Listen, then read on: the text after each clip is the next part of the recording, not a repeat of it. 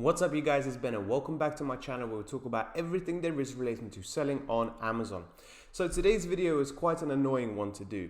On today's video, what I'm going to do is reveal one of my biggest ever product fails. And it is frustrating, especially because this is something I could have very easily avoided. The problem is that when you're speaking about product fails and you're looking around what other people say, what has gone wrong and so on and so forth, this is the one thing that I actually didn't come across at all. Nobody was speaking about it, so therefore it completely slipped my mind. As a result of that, I actually didn't just, not break even, but basically lost money. In most cases, when I do reveal a brand new product or release it and then I advertise and stuff like that, some of them go well, but in most cases, at the very least, if it doesn't go well, I will be able to get rid of the inventory and at least break even. Well, in very few cases, and this was one of them, where I actually lost money on the product that I bought, and I had to basically discontinue it and never ever sell it again. So in today's video, what I'm going to do is reveal to you the product, what actually happened, why I thought it was a good product, and what actually went wrong to basically lead to lose around sort of £3,000 to £5,000. To be honest, I didn't even bother calculating at the very end. But before that, guys, if you are interested in selling on Amazon quite seriously and you are looking for some additional help, one-to-one help, then I do have a mentorship sort of course available at the moment, so make sure to check the links down below. Otherwise, guys, if you want to do it all by yourself, which is absolutely fine, but you want to use some of the business tools that I currently use at the moment, that I always talk about, such as Helium 10, will provide you 50% off on your first month. Jungle Scout, 30% off. Transferwise, where you get the £500 transfer completely free of charge to your Chinese supplier, and then Tide, the perfect business bank account, in my opinion, to start off your Amazon FBA business. Check the links down below and let's get straight to the video.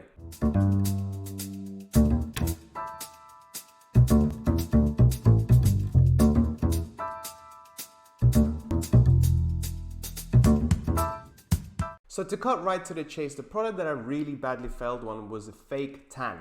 Now, for some of my subscribers that have been watching for my videos for quite some time, you'll realize that my very first product, and you've probably seen a video on this, was a fake tanning mitt. Okay, that was the first product that I decided to sell on Amazon UK Marketplace that did reasonably well. That was the one that I took majority of my risk at the very beginning, and the sales did quite well. I started off with around 5 a day, then it climbed to 10 a day, and at the very peak decided to go up to around 15-20 a day, which is around the summertime. So I thought, not knowing and not having that much experience, it would be a good idea for me to actually sell more products around that niche, given that the first product did quite well. So I was considering selling tanning mitts, I was considering selling fake tans, maybe some tanning accessories, and ideally make up a little brand around it, okay? And in that moment, it all made perfect sense because I already had one product selling. And as you can see, my theory did have some legs to it effectively, because there is so much differentiation, there are so many different fake tans, different brands, and so on and so forth. And because I already had one product, I thought I will build up some sort of customer loyalty, and then they will actually buy my other products, because that first tanning mitt product had very good reviews. Up until today, it's one of the products that have had the highest reviews ever, because people really loved it. And I thought, because they love that, they will also love the fake tans that I buy. And what happened also is that, if you guys can have a look here, the fake tan Google Trends, this is basically what I use to find out if a product potentially is a trendy product, okay, to see if there is any sort of demand at a particular time of the year. And as you can see, it's clear that fake tan is very popular around people around sort of summertime, okay? The peak of it goes around end of June. So I started off selling this fake tan the next year, effectively, my first year in, around April time. And the first 600 units that I sold off went really quickly, which was great, okay? And I thought, okay, that's perfect. What I'm going to do now is I'm going to order a much larger order quantity. And because of much larger order quantity, the reason why I wanted to do that is because I was hitting the very peak of demand of that year, which I thought would make perfect sense. So instead of getting 600, I got straight to 1,000 500 units. And this is where the big mistake happened, because when I ordered such a large quantity and it came in, I actually had to go out of stock for a little while. Because I went out of stock for a little while, guys, when the product goes back into stock, it's not going to go straight up to the first page like it was before. Because the sales didn't go down well, it went down for quite some time, your page rank and your sales rank does drop over time. And then it takes a while for you to build that sales rank back up, okay? So what happened is that when the product did come back in, it started off selling, but it was selling quite slowly. It started selling off around sort of 5, maybe 3 a day in the very beginning, and it took a while for that sales rank to build back up. However, the problem was the first 600 units sold off extremely quickly, and I had all very, very good reviews.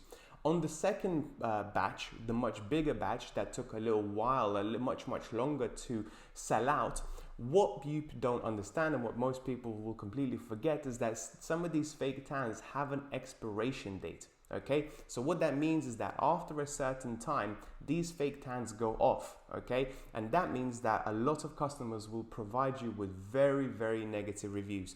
And I went from having 10 or 15 and then 25-star reviews to all of a sudden having 40, 50 1-star reviews, with people saying, oh, it's bad on my skin, it doesn't feel right, it doesn't smell right, it comes off very, very easily, and so on and so forth.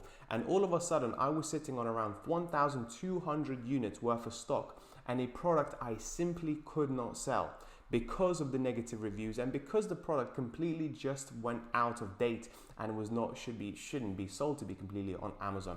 So what I had to do is simply try and push it with Amazon PPC first of all, and try and get rid of it. I reduced the price completely and I kept selling almost at a loss, and at which point I actually had to pull all of my inventory out and throw it out the garbage bin, because at the end of the day they didn't sell out quick enough.